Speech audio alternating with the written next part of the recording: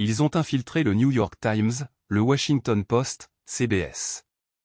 Des journalistes ont travaillé secrètement pour la CIA. La manipulation a duré des décennies.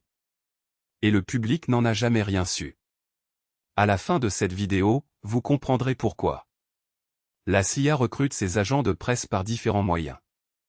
Certains journalistes sont approchés directement, d'autres sont approchés par des officiers de liaison travaillant pour l'agence. Les méthodes vont du chantage à la simple corruption. Frank Wisner, chef de la division OPC de la CIA, supervise personnellement le recrutement.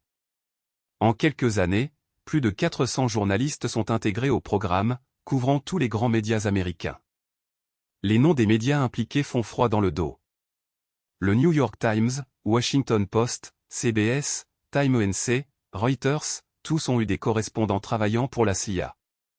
Des journalistes prestigieux comme Joseph Alsop ou Stuart Alsop écrivaient des articles favorables à la CIA tout en percevant des salaires secrets.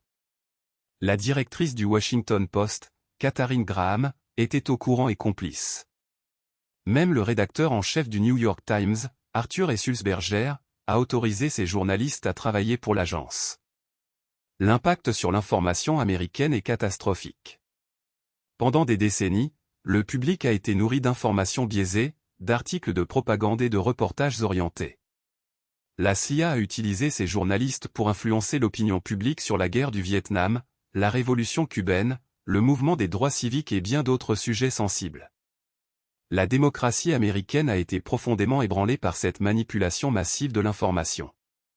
Opération Mockingbird a duré jusqu'aux années 1970, quand certaines révélations ont commencé à filtrer.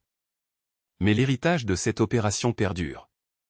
Elle a montré que même les médias les plus respectés pouvaient être infiltrés et manipulés par les services secrets.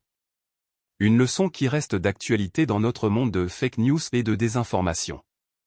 Jusqu'où l'influence secrète des services de renseignement peut-elle aller dans notre propre société ?